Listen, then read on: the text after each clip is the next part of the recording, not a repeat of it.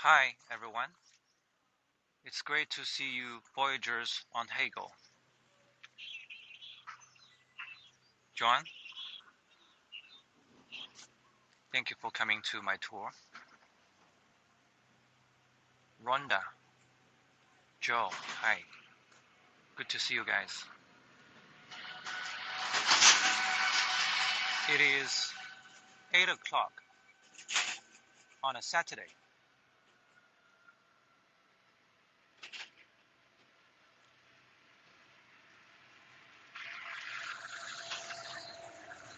Good to join you, Xiaohui. Well, thank you. Yeah, this is my Chinese first name, Xiaohui. Yes. By the way, my last name is Gu, G-U, Gu. Chinese people, they usually have two characters or three characters for their name. But I've noticed that people now prefer three characters for the name instead of two characters. When you have two characters for your name, one is actually the last name. You can't really choose. The other is the given name that usually has a meaning or sometimes not. I guess the reason why people now prefer two characters for their given name, in that case they have three characters for their entire name, is because you can create more meaning in your name with two characters in your first name instead of one character. This is what I mean. So in my case, Gu is my family name. I can choose. Well, Xiaohui is two characters. And the two characters, if you put them together, they mean the sunrise in the morning, or the morning glow.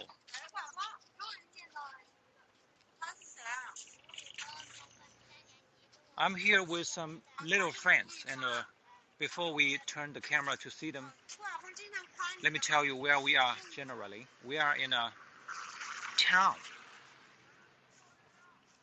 And in a town here in China, in rural part of China, is above a village. Well, above a town, there is a county, a city, and a province. So I would say both a village and a town are very basic administrative units in Chinese structure of administration. I'm in southeastern China, Anhui province. There are some mountains here, and the tallest mountain here are about 2,000 meters high. But not the mountains now you're seeing there. These mountains are not as high. You can find the tallest mountains in this region as high as 2,000 meters, such as the Huangshan mountain, one of the most famous scenic mountains in China, popular with tourists. Your kids have three names? Yes, Joe, both of them have three characters in their name. My daughter is from Xinyi, near Maoming. Okay, I see. Maoming, yeah, very remote region of China. More remote than where I am, Chris. All right, Chris. I remember last time you told me that you adopted a kid from China many years ago. And when you first saw her or him, I'm not sure, I don't remember, the boy or the girl wore 16 layers of clothes. Yes, and I verified that with my daughter. Oh, sorry, with my wife. She said very common then. But now, look, in rural China, children, they get better conditions with their clothing. Let's count how many layers of clothes they wear now. 16 layers. Wow. So now there are 4 kids here, and 2 of them are my children. It is a Saturday morning, local time, just a few minutes after 8 o'clock, quite early. So we take them out, and 2 little friends visiting us. They usually come to visit us on the weekend. 追明，穿了多少件衣服？ How many layers of clothes do you have now? 5. Can you count for us? Count. 来 1, 2, 数一下。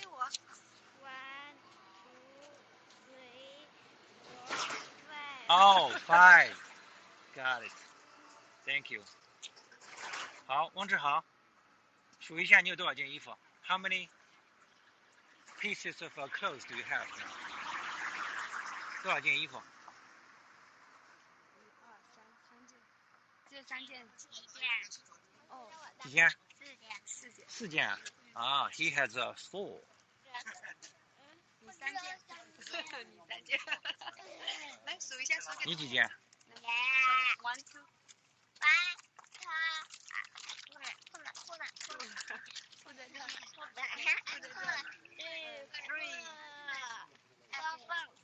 3吗？ 3. 哦 3， 只有3件。Okay. Let's move. 走吧。You see they have 3, 4, and 5 pieces of clothes respectively. Life has changed a lot.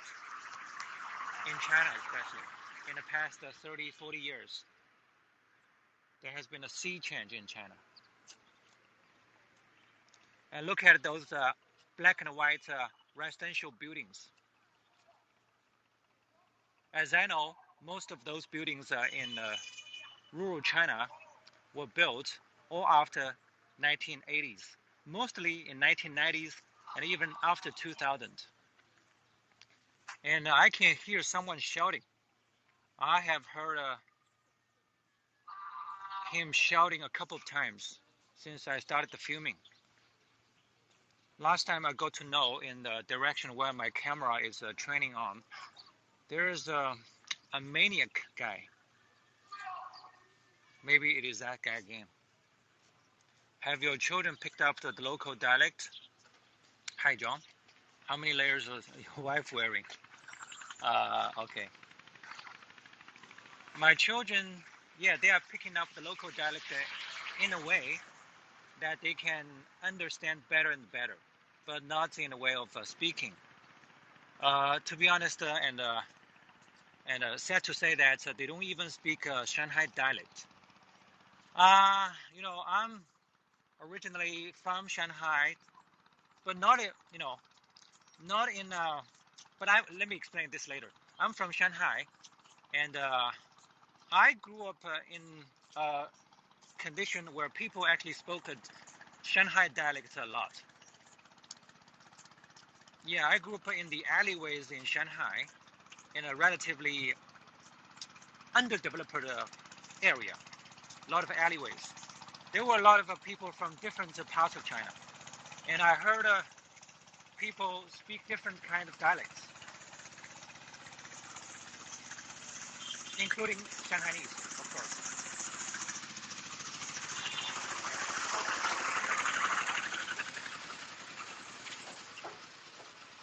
Well, for my children, they don't speak Shanghai dialect. They can understand, they don't speak. Because in my family, we don't really speak it. My wife is able to speak Shanghai dialects because he started doing business in Shanghai many years ago. But, I'm sorry to say that now we are just so naturally used to speaking all Mandarin Chinese. It's interesting to see level of water changes along the Yangtze as they were building the gorges. Yeah, the 3 gorges dam.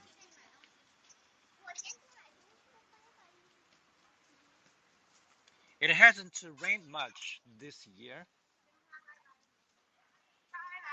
Quite unconventional. This is the stone bridge. This bridge actually was built quite recently, not 30, 40 years ago. This bridge was built within 20 years.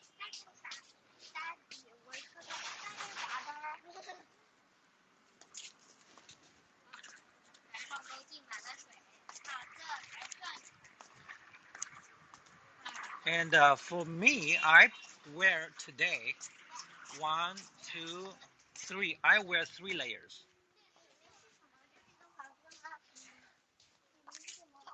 But I have a scarf on. I just want to protect my neck part more. My understanding that there isn't a recognized norm when it comes to language as there is in English. In Xi'an, the local leadership had a speech impediment, and that impediment got accepted, practiced, and became the norm. Yes, the language is a problem in China. Something people don't really come to realize, and it's something across China, not just in rural, but also in urban areas of China, in many different ways. For instance, when you watch like people speak in public, I mean on television, not that kind of public speech, just on the media, when you see sometimes people speak, they are just all kinds of accents and the misused of phrases and Chinese words or characters. And also Chinese language compared to English is not grammatical at all. Very relaxed on the structures. Even kind of random, something you just need to acquire. There's no grammar book for Chinese. If there is, it's very, very little. If there is any.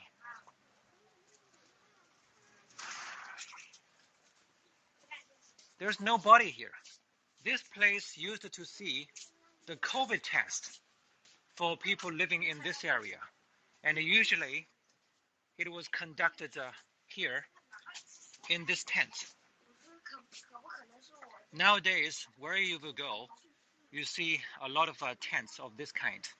And it is where people do the COVID test. But the COVID test thing has now taken a drastic change. That is, places in China stopped doing it just a couple of days ago. Let's say in my village 3 days ago, it stopped as something regular. Yes, but you know what? Interestingly, there is a twist among people. That is, people are now very nervous. And there is a common narrative circulating on some social media that says, now the country, in the past 3 years, the country has protected us. And now, without the protection of the country, for the road ahead, we have to walk by ourselves. This is one of the common narratives people get to see on social media, etc. Yeah, it kind of sounds like how Chinese children in a family are attached to their parents. When parents are not in their presence, they kind of feel very lost and don't know what to do. Yeah, in my previous tours, I talked about the kind of a relationship in China between people, how people are bound in a relationship in all sorts.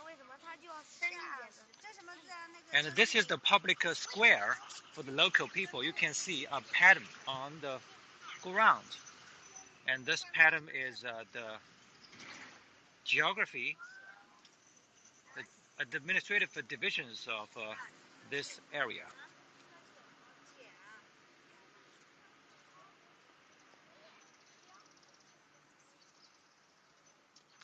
Is that a map? Yes, it's a map, Chris, on the pavement where kids are playing.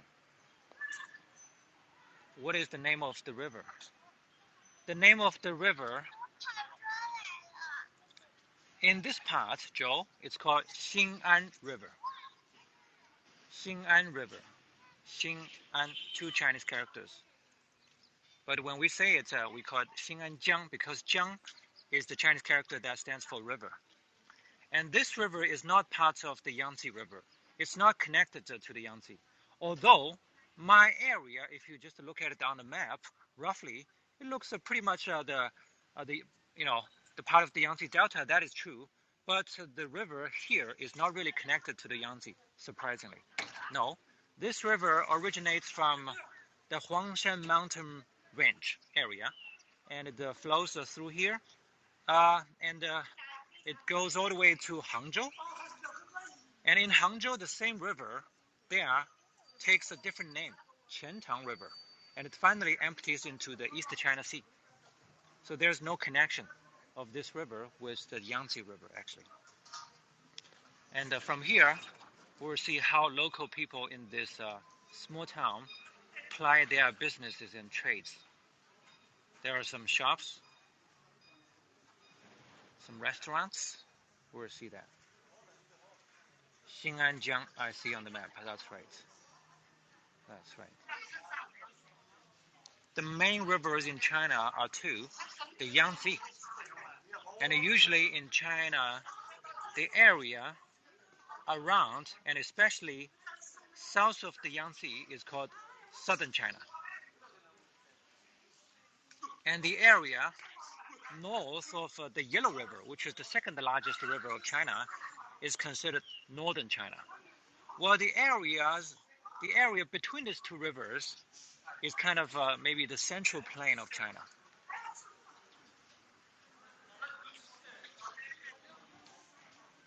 Both rivers run in the same pattern from west to east. Both empty into the East China Sea, part of the Pacific. So China is overlooking the United States on the other side of the Pacific.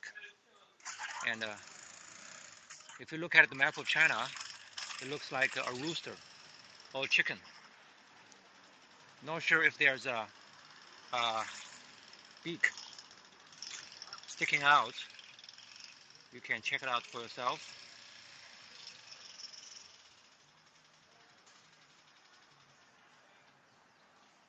This town looks quite prosperous.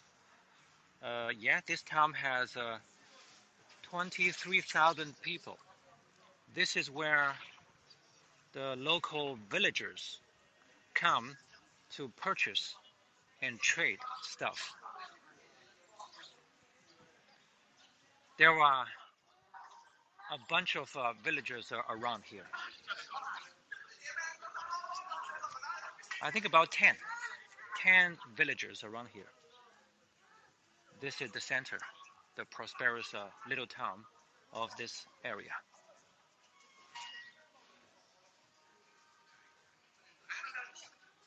This is the shop that has been here many years.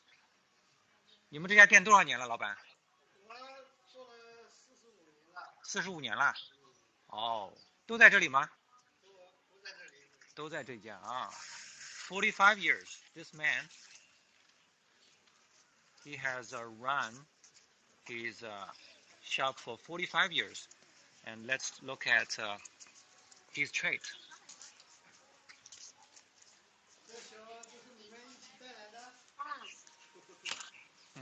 一起带来的，还记得我们吗？记得。The sticky rice cakes.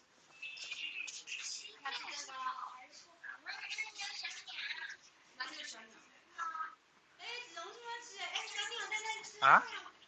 哦。It's a picture, harmonious picture of man and nature. Look at that, birds, sparrows pecking in the shop.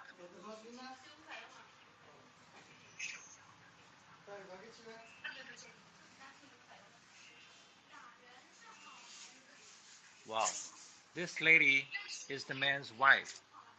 There's a poster for advertising, and the lady appears here, and it seems that their business got mentioned once on CCTV, Chinese Central Television, CCTV.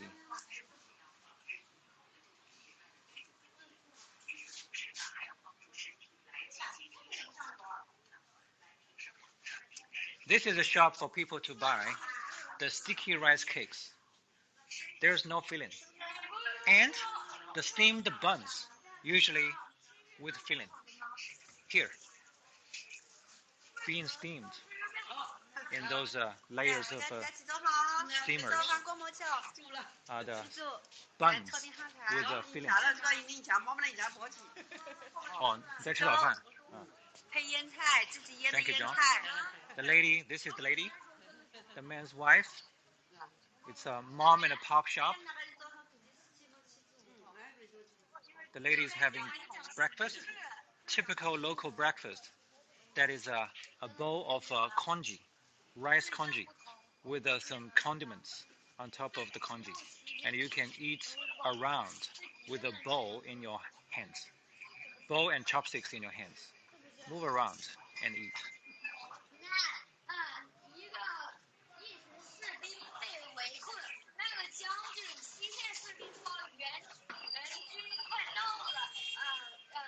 Actually, this morning, these two little friends, let me talk a little bit about them. They are brothers, but they are not blood brothers.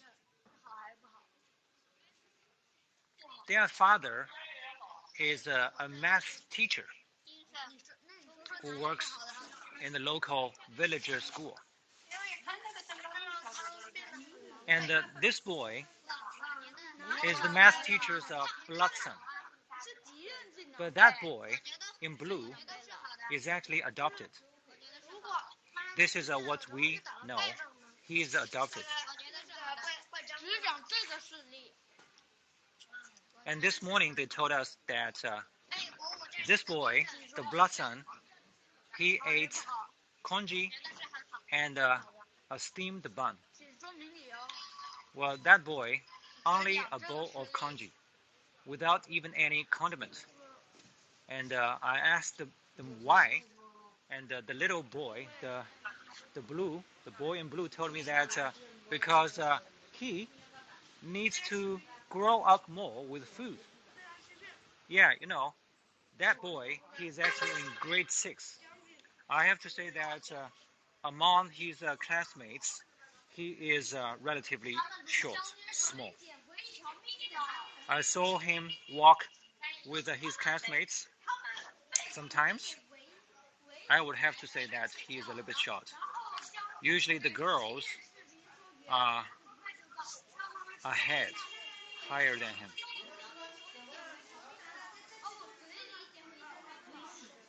Yeah, they all love congee, and we sometimes eat congee as well. Maybe once every 1 to 2 weeks. Something in between, I would say.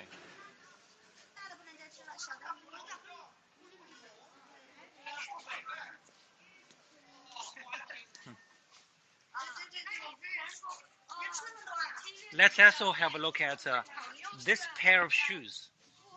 It's a typical pair of shoes people wear in rural China. The shoes look very cute, actually. Looks like there's no lighting in the restaurants.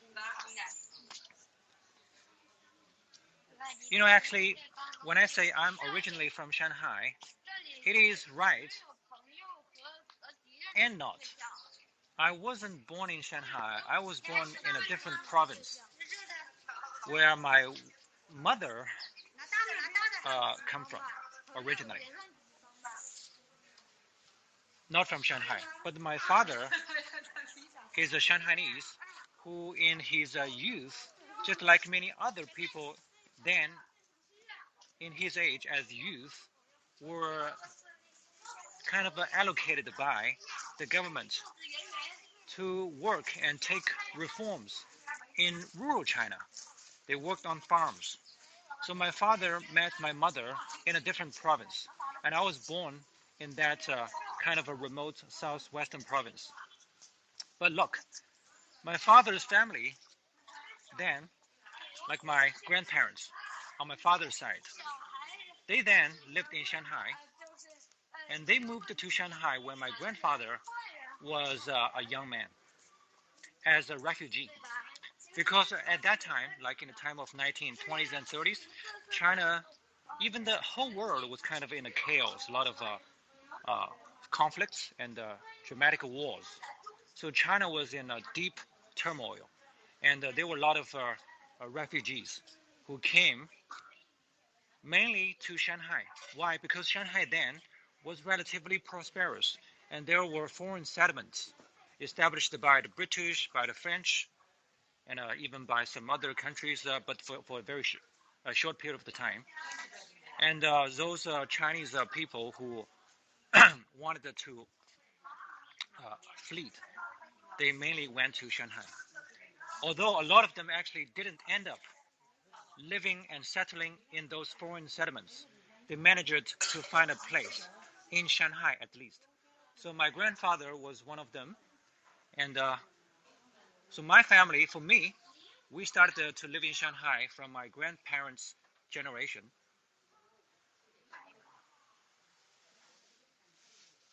Yeah.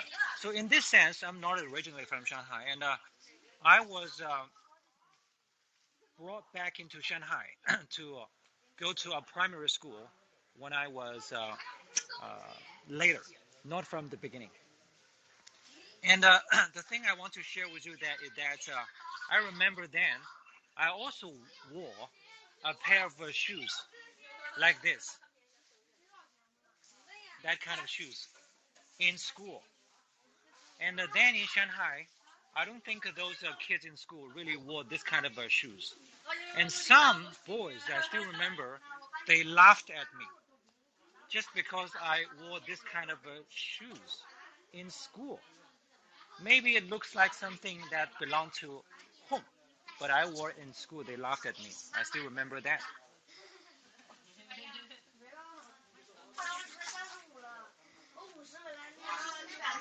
All right, this is a special shop you're looking at. And guess what is the trade here for? Or what is the trade here? Guess. It's also something very characteristic of Chinese. Maybe not, but from my perspective, someone who hasn't traveled abroad, I would say, yeah, this is Chinese characteristic. Uh, oh, what is the weather there now? The weather here now is it's a wet day, wet season, and temperature-wise, not too bad. It's a winter day. In the beginning of winter, not too bad, not too cold. We're going to see a big drop of temperature, and temperature will go down to minus in a few days. And it seems it's going to last for a couple of days. We have to be worried about our water pipes exposed in the air. Maybe they will get frozen. It will be a challenge for us. So have you got it? Have you guessed what this shop is for? Chinese New Year's decorations. Chinese New Year's decorations. All right, let me zoom in to for you to chat if you have seen those in Chinese New Year's decoration.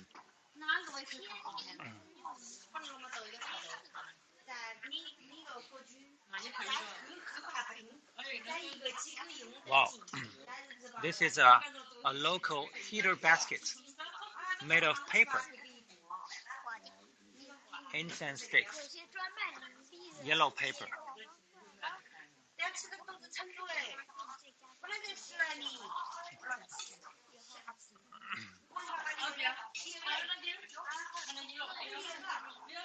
Hot water bottles.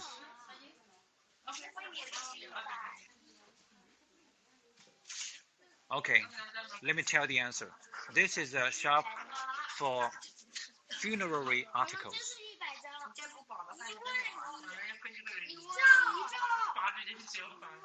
All the stuff here is made of paper. And let me give you a more careful look, item by item. This is a house.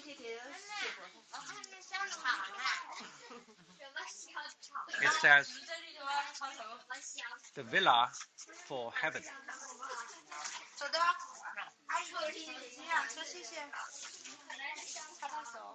This is a TV set. There's a car. It's a BMW car.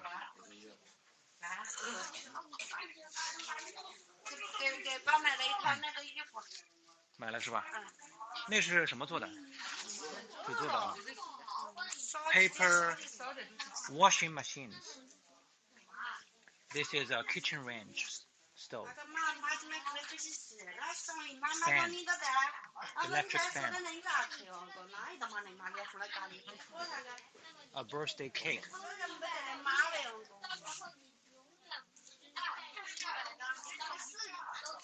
A fridge.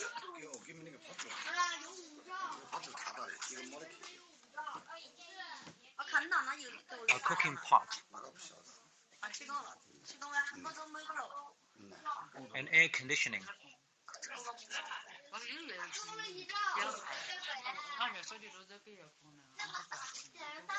This is a simple stovetop.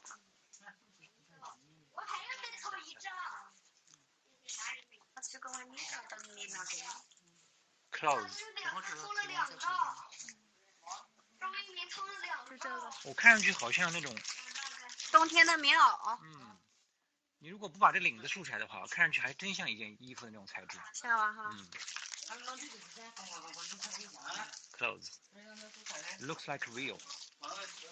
Until you see the collar part, then you kind of realize it's made of paper.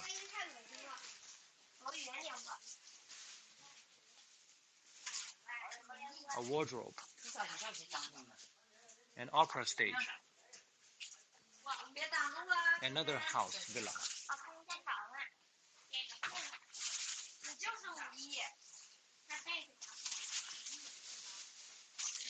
Big pumpkins. 大南瓜。啊？南瓜呀。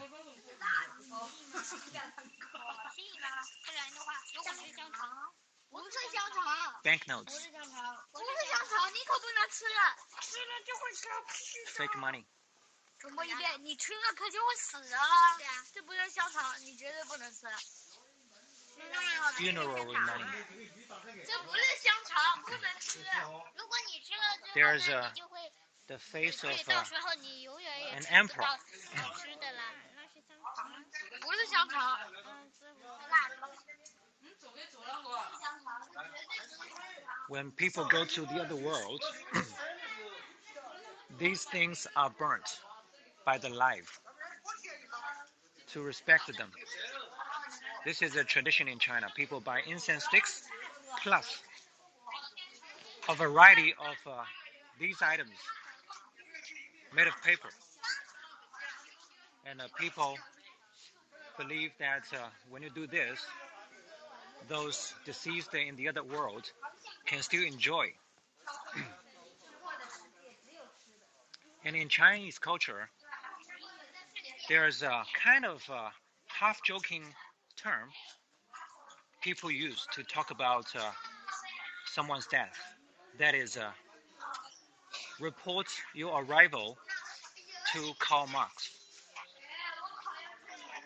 The original Chinese term is 去见马克思. It means 我会向马克思报道. It means report your arrival with or to Karl Marx. It's kind of similar to the Western meet St. Peter's at the pearly gates. But in China, it's a report your arrival with Karl Marx. It's very interesting. How often do you burn these? Monthly or yearly? Very. Good to see you. People in Shanghai also do it, but they do it in a more simplified way. They usually only burn the yellow paper, and they use the yellow paper to make the shapes of an ancient money, that is an ingot. They only do this, but they kind of do it in a bad way. That is, for instance, in the neighborhood I lived in for years in Shanghai, people, they just burn it on the ground in the neighborhood. What they did was they just made a circle with a chalk, and in that circle they burnt all those stuff. Eventually, you will see a mess on the ground left, and also sometimes they do it so much that even the ground is burnt. That is not very good. But here in rural China, people here are more superstitious. They do it in a more traditional and a complicated way.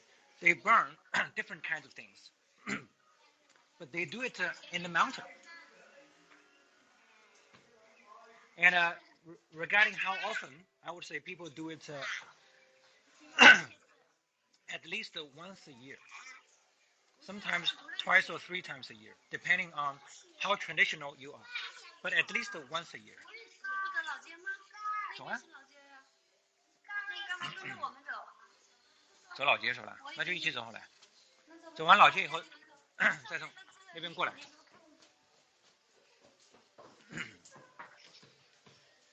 If you burn a washing machine, you will have one in the afterlife. That's right. That's the idea, Chris. That's the idea.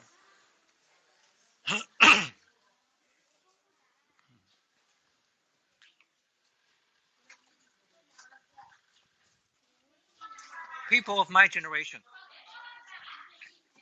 my wife and I, we don't think this is something we really hold as tradition. We don't do that. But people of older generation, they still do it. And in this case, just now, we bought a piece of clothes. And at home, we already have some yellow paper that we can make into the ancient ingot for money. We just bought a piece of clothes. Upon my mother-in-law's request, my mother-in-law now lives and works in Hangzhou. She waited on her husband, who was sick on bed for many years. And actually, my mother-in-law is actually a very capable and optimistic woman. So 3 years ago, after my father-in-law and her husband passed away, he started to go out again to work as a migrant worker.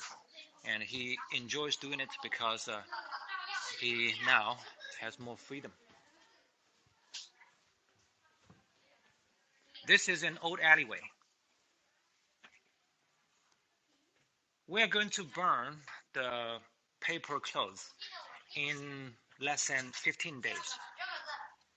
In China, there is a lunar calendar system in which there are 24 solar terms. In each month, you have, in general, 2. But the solar term system with 24 divisions is on lunar calendar. But anyway, 2 solar terms are 15 days apart in general. And on the next lunar calendar, on the next solar term day, which is Dongzhi, important day for Chinese people to respect the ancestors, we're going to burn the paper clothes upon my mother-in-law's request.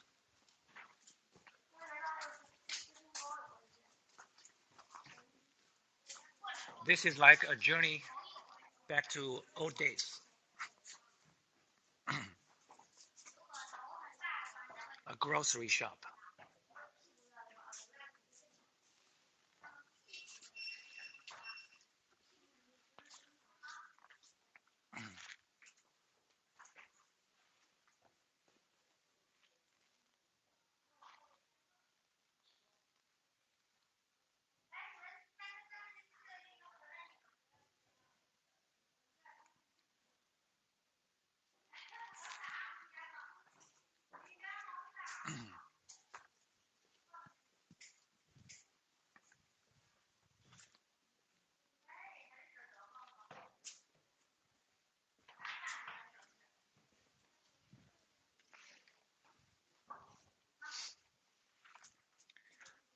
This is a special one.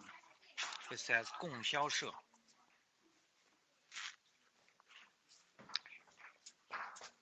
The second branch office of 供销社, and 供销社means market and supply agency. It's almost the hallmark of Chinese planned economy. Some people are talking about the possibility of that coming back.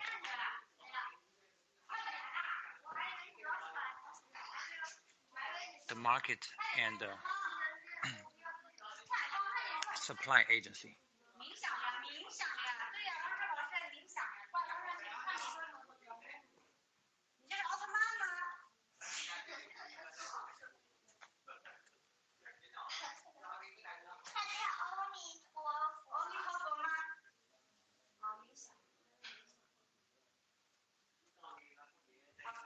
我们接下去了，来，这边以后我们下面到外面去看一下，这边能不能吃出去嘛？到马路上去看一下，然后看一下马路上的店面和外面的经营情况，好吧？这里前面我们吃出去吧。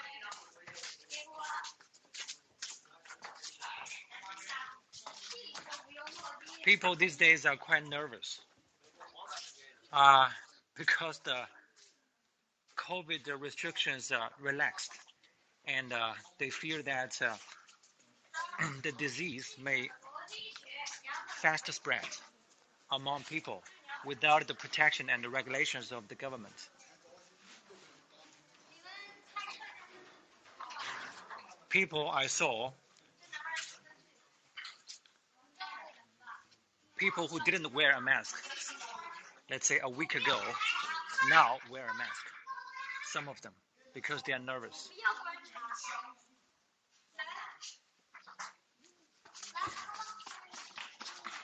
小心啊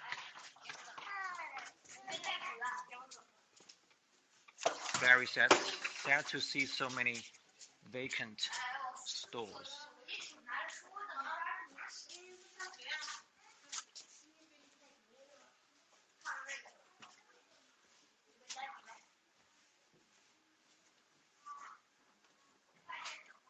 Now we are going outside to the main street, show you how the current life is.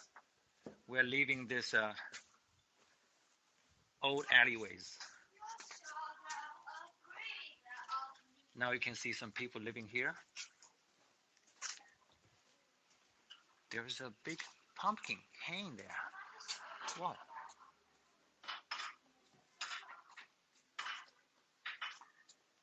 The vine grows and gets entangled with the tree. It looks as if there's a pumpkin grown on tree. I'll get lost in the alleys. Yes, Chris, I mean, any newcomer to an alleyway network can get lost, including us, Chinese people.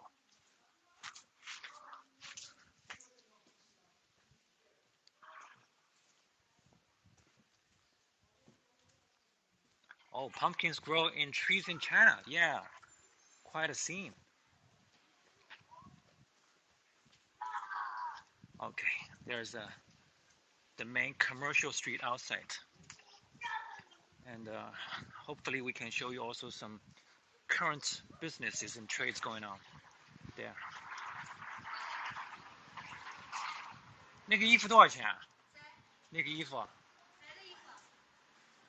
就是你买的指头的寿衣啊，15块钱啊衣服，加上一些元宝。有一个是妖精，隔着20米，一个面对面都能感染。Let's go。所以你被感染了。可他刚才没戴口罩。这里还居然还有一个圆环之地。和他老婆啊。可立交喊。下老虎多去不？空中宫。I learned from one of the tours on Hegel from my audience that is this kind of local Chinese turnip is called daikon turnip, and daikon is actually, I checked later, is a Japanese word. Daikon turnip. The lady is washing all those daikon turnips. I guess probably because she runs a restaurant here. This is a restaurant. And this is the boy of that lady.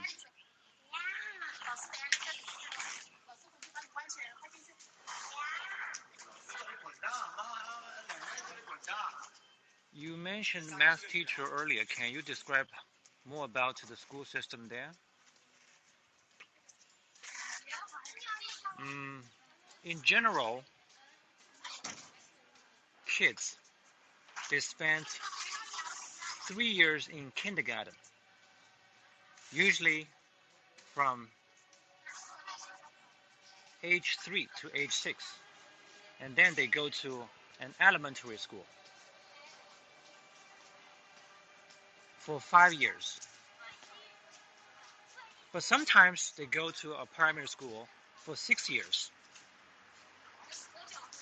In case you go to a primary school for 6 years, then the time you spent in the middle school is only 3 years. If you go to a primary school for 5 years, then you spend 4 years in middle school. Anyway, if you put the middle school and the primary school together, there are 9 years, plus 3 years in kindergarten. In China, there is a term called the 9-year compulsory free education. This is what it refers to. Elementary school and the middle school, 9 years altogether. Then you go to middle school. Senior high school. Then you go to senior high school. Senior high school, 3 years. After the senior high school, there is an important examination, kind of like the ancient imperial examination for families. That is the entrance examination into universities. It is the most important examination in Chinese society. It is even a special day for Chinese people. They have to be very careful on driving, don't honk. And a lot of parents, they actually book a hotel for their kids near the school where their kids take the examination so that they can get better prepared and less disturbed. So they do a lot of things to protect their children for that day. And people, of course, the kids are very pressured as there are so many things happening around them. That is the entrance examination into the universities. Then you spend another 4 years in universities. But in Chinese university level, there are also colleges. And in both colleges and universities, people get different diplomas. There is the regular bachelor's degree, but also in China we have an associate degree. An associate degree is lower than a bachelor's degree. Usually people who go to, for example, a vocational school or polytechnical school in the level of university, they get an associate degree. This is something that we have maybe special in China. We have the associate's degree. And in general, it means those kids, they kind of graduated with more vocational skills.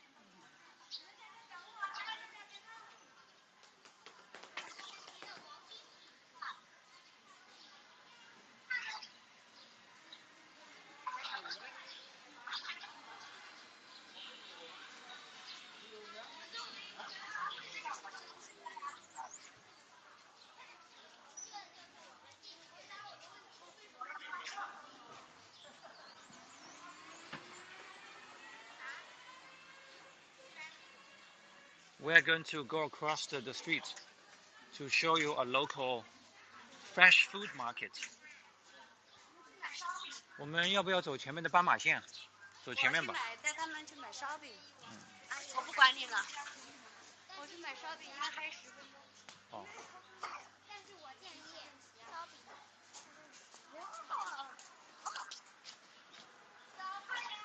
The kids are interested in Chinese chess. These two men are playing Chinese chess. Both are smoking. Actually, it's a very interesting thing that I have observed in China as a local for so many years. That is, in China, men, if they are above 40, 50, and are interested in something that looks cultural, such as tea, crickets. I'm going to talk about the Chinese cricket fighting culture later this afternoon on a tour for the first time. Chess, card games, mahjong, and etc. are also very addicted to smoking. They do both together. So on the one hand, for instance, they drink Chinese tea, which is very healthy, but in the same time, you see them smoke a lot.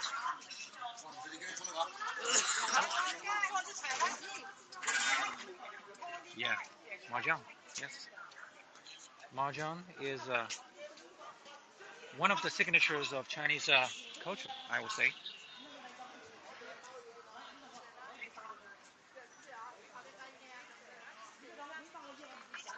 Street vendors. This is the seasonal fruit produce they are selling. Now let me walk across the street. There is no traffic light. Be all ears and eyes when crossing. Look left, look right. Repeat that process again. Always watch, because here cars, they can turn right without looking at the traffic lights, and scooters go pretty fast. Always watch.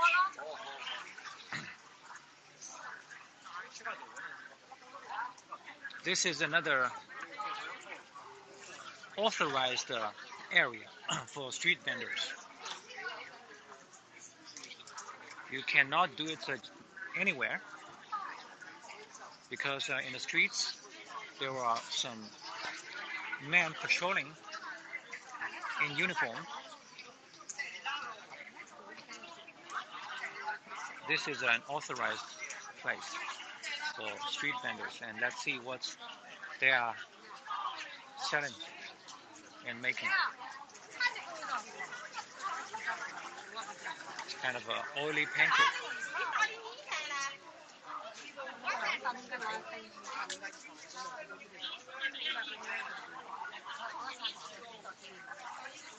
Deep fried dough sticks, the Chinese version of donuts.麻球热的吗？ Deep fried sticky rice balls coated with sesame, white sesame, in a box. Big dumplings, deep fried.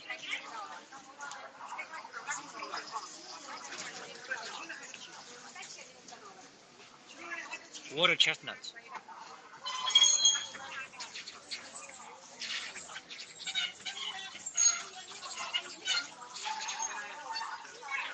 sugar cane.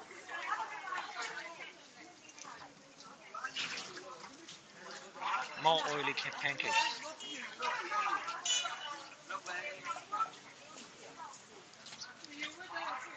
Peeled taro.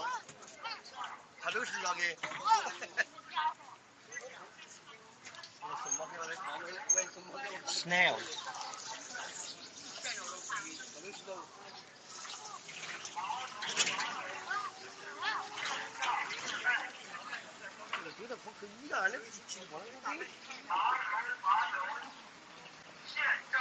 This young man is selling sesame oil. There is a machine working here.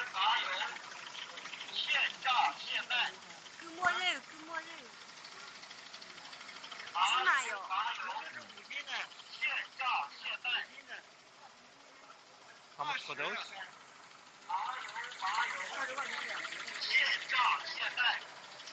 What is that loudspeaker saying? The loudspeaker is hawking for this young man. And it says, sesame oil, extracted now and sold now. Mayo, sesame oil. Repeat it once. 现榨现卖. Extracted now, sold now.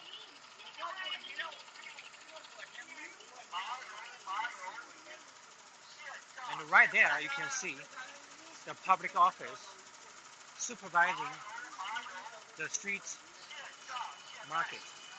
It's a market regulation office.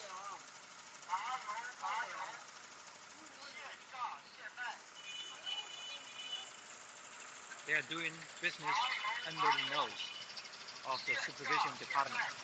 Of course, it's authorized.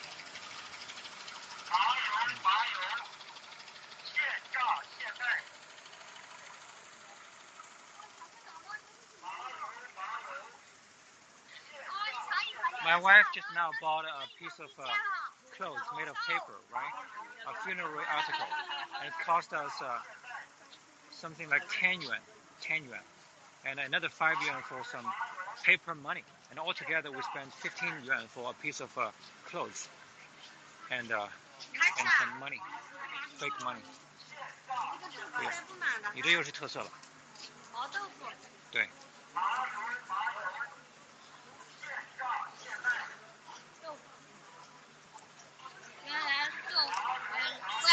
I have shown this to audience before, but for the people watching for the first time, do you know what this is?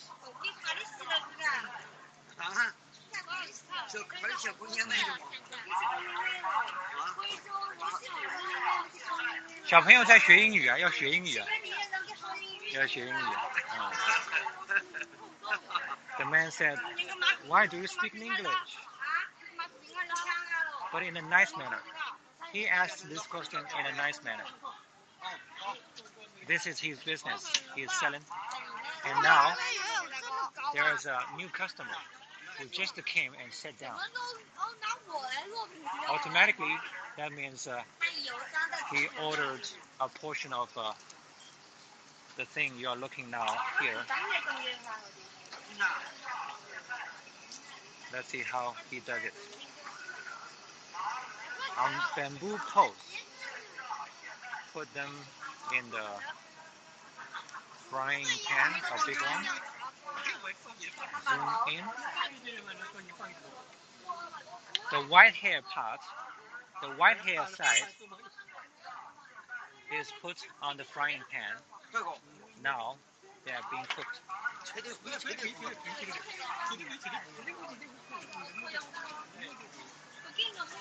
Cooking and smoking. The two men are now chilling out here with the local hairy tofu.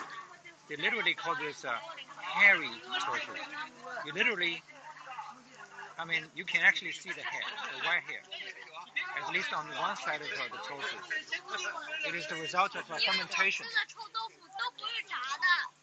你不喜欢臭豆腐，你喜欢炸的。我们吃过炸的，我感觉炸的应该挺好吃。我觉得吃的都不是。你喜欢炸的对不对？ The boy just mentioned the chou tofu, stinky tofu. But actually they told us that stinky tofu is different from this. Yes, I can see. Stinky tofu looks dark. Well, this one looks totally opposite. It's white. There's hair on it. And stinky tofu doesn't have hair on it. But both are fermented.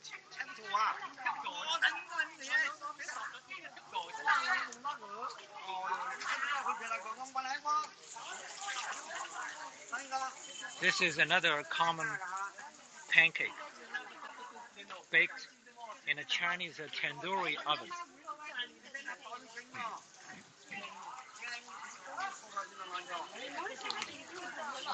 I remember when I was a kid, I sometimes in the street had this kind of food cooked in a tandoori oven.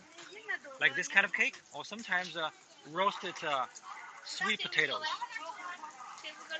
Very good sauce for heating when you are in the street in summer, in winter.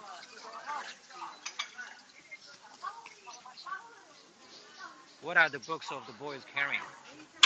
Oh, the boy, every time when he comes to see us on weekends, he brings some books. And he likes to talk about the knowledge he has just learned in the past week from those books. That's very good.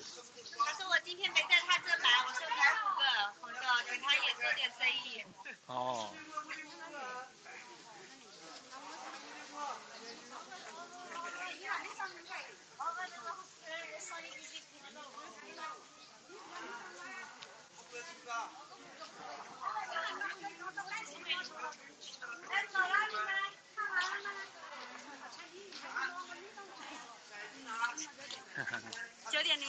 哦，好的，那差不多了。好，差不多了。All right, there are some fruits here. What is inside the boy's pastry? It's a kind of 来，周一鸣，看一下你里面的梅干菜。梅干菜和肉。 You can see the wrapping is very thin and crispy. Well, in the hollow space inside, you can see some pickled vegetable.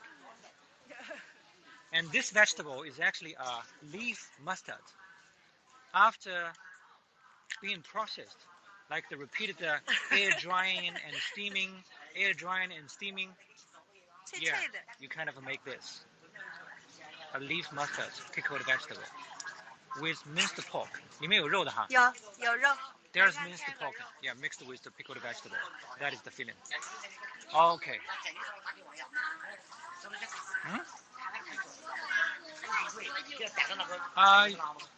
中国人也有可能会有啊，反正只要是喜欢英语的人都可以看啊，都可以看。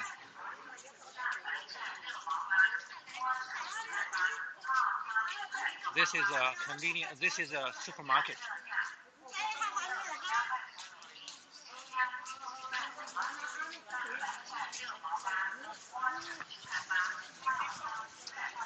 We're going to wrap up soon. This is a delicatessen. A lot of pig, duck, and chicken parts of the body.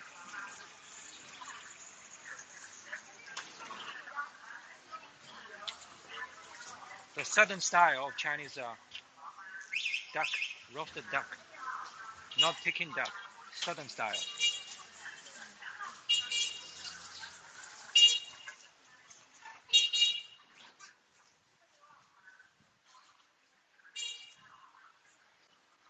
And finally, this is a fast food market. People come here to buy vegetables, tofu, meat. Well, when I talk about meat here, it's actually just a pork and fish. That's it. There's no lamb, no beef, unless you order from a special dealer.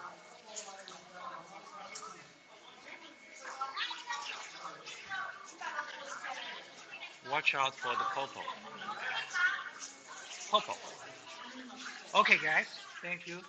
I think we have had it for today's tour. next time I can show you more in this market. And now we have to run home for our day. And hopefully you have enjoyed today's tour in Waterside Village. This is actually Waterside Town. And in the beginning of the tour, we saw the river.